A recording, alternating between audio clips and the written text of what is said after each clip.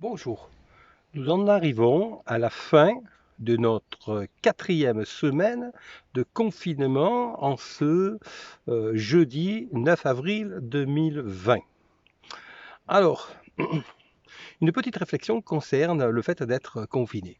Je voulais simplement faire référence à un fait historique qui a été la réalité des Français lors de la dernière guerre mondiale. Nous nous plaignons que nous sommes confinés, nous nous plaignons bien entendu de ne pas pouvoir sortir de chez nous, quoique nous avons la possibilité de faire des courses. Les supermarchés sont approvisionnés et surtout, si nous nous plaignons d'être contrôlés sur la route, il nous suffit de remplir correctement une attestation nous-mêmes, sans avoir à faire mettre de tampons ou de cachets de quelque sorte que ce soit, pour être dans la légalité. Nous nous plaignons parce que, bien entendu, nous n'avons pas l'habitude de cela, mais rappelons un fait historique. Lors de la dernière guerre mondiale, que se passait-il? Il y avait effectivement, non pas la police française dans la rue, mais l'armée allemande, ce qui déjà change tout, qui était une armée ennemie, qui, lorsqu'elle nous contrôlait, en général, c'était très risqué et en général, on se faisait tirer dessus. Quand je dis on, c'était la génération de nos parents, enfin, pour moi plutôt de mes grands-parents, on se faisait tirer dessus. Ils se faisaient tirer dessus. Euh, les écoliers qui allaient à l'école, eux, par contre, certains que j'ai eu connus ont témoigné qu'ils transportaient dans leur sac dans leur cartable des armes et que lorsqu'ils se faisaient arrêter avec des armes, bien entendu, ils se faisaient descendre quel que soit leur âge. Donc voilà, on était confinés par la force des choses. On pouvait faire des courses, oui, lorsqu'il y avait des tickets de rationnement et donc lorsqu'il y avait de quoi manger. Et ce n'était pas vraiment le cas. On se faisait arrêter, mais ce n'était pas par des forces qui étaient très bienveillantes, dirons-nous, loin de là.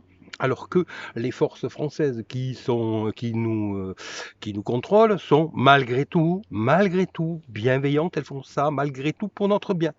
Alors j'entends beaucoup de gens qui se plaignent. Oui, c'est vrai que nous vivons une période difficile par rapport à la période dorée que nous connaissons habituellement. Mais je fais référence à cette triste période qui est la période de la Deuxième Guerre mondiale. Mais il n'y a pas eu que celle-là. La Première Guerre mondiale, ça n'a pas été mieux. Et avant, toute l'histoire a été parcourue de guerres. Donc, lors desquelles il fallait rester confiné, lorsqu'une armée se déplaçait dans un pays, il ne faut pas croire que cela se faisait sans dommage pour la population. Euh, et ne parlons pas des grandes épidémies. Ne serait-ce que l'épidémie de peste qui a eu lieu pas si loin de nous, puisqu'elle a eu lieu à Marseille, nous la retrouvons dans la peste de Camus. Eh bien, lors de cette épidémie, la ville de Marseille a été totalement confinée, fermée, et la moitié de la population n'a pas survécu. Et je ne parle même pas des grandes pandémies, oui, puisqu'il s'agissait d'épidémies de peste à l'échelle européenne et qui ont décimé une grande part de la population. Et je ne parle pas encore pas des grandes épidémies qui avaient lieu pendant les périodes de l'Antiquité ou par exemple dans l'Égypte antique. Lorsqu'il y avait une épidémie qui se propageait dans le quartier d'une ville, on fermait ce quartier et on mettait ni plus ni moins le feu pour décimer la population qui était touchée, la plus touchée. Donc voilà, nous nous plaignons. C'est vrai que cela est triste, c'est vrai qu'il y a des morts, qu'il y a toujours trop de morts de toute façon, c'est évident. Mais je pense qu'il est bon de relativiser les choses. Nous avons déjà vécu 4 semaines, c'est-à-dire un mois de confinement. Nous allons certainement vivre encore un deuxième, voire peut-être un troisième, ou en tout cas une partie. Cela est embêtant, dirons-nous, pour nous. Cela est triste, par contre, pour les personnes qui ne sont plus là, malheureusement. Cela est très triste.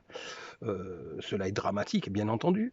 Mais relativisons les choses. Aussi bien en ce qui concerne l'emploi, les emplois sont malgré tout relativement préservés, les salaires relativement aussi, notre alimentation est préservée, on ne manque de rien. Et les forces qui sont sur la route le sont pour notre bien. Donc relativisons et attendons avec patience, prenons notre mal en patience, profitons pour rénover chez nous, pour nous remettre un petit peu dans les livres, pour un petit peu nous recentrer sur nous-mêmes. Et je pense que cette période, si elle aura eu si elle aura causé de grandes difficultés, eh bien, elle pourra malgré tout être bénéfique dans un certain sens pour les personnes qui auront su se recentrer et réfléchir.